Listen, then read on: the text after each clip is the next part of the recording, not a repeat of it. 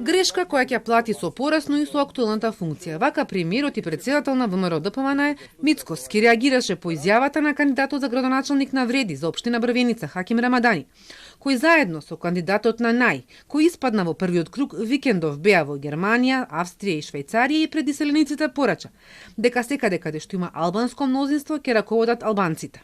Против кандидат на Рамадани во вториот круг е актуелниот градоначалник на Брвеница Јовица Елиевски од редовите на ВМРО ДПМН.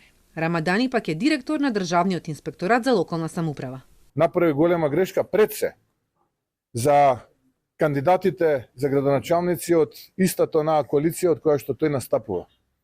Замислете што ќе се случува сега во Тетово, во Струга, во Дебар и во одредени други општини. Така што толку себичен потек од политичар до сега поновата историја Македонија не видела. Да влегува, да мисли само за себе и својот кусоглед интерес, а при тоа да ги занемари сите останати кои што се исто така се борат во вториот круг за градоначалнички мандат. Откако ќе ги изгуби изборите најпрвен тука во Брвеница, ќе биде нормално разрешен од позицијата која што ја извршува во овој момент. Дали поповиците кои доаѓаат од редовите на Вреди да не се гласа за кандидати на ВМРО ДПМН ќе одговорат во иста мера во Тетово, Струга и други општини. Мицковски истакна дека Фатмир Лимани, кој испадна во првиот круг во Кичево, не повикал да се бойкотира кандидатот на ВМРО ДПМН кој оди во вториот круг, а го посочи ставот на Вреди дека не го поддржуваат кандидатот на Дуи Дехари. Предходно Икбилал Касами повика во вториот круг во Кичево да биде поддржан кандидатот на Дуи, но по реакциите во петокот рече дека е фокусиран на својата кампања.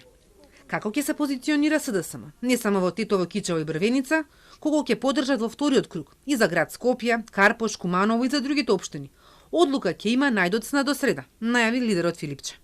Како ќе коалицираме, кој кандидат ќе поддржиме таму кај што немаме ние?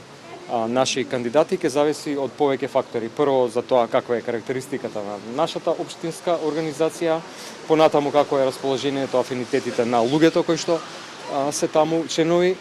Ако нешто нема да биде на критериум, тоа нема да биде етничката припадност. СДСМ преговара за поддршка и онаму каде што се надпреваруваат во вториот круг. Од скопските општини во трка остана нивните кандидати во Аеродром и Центар.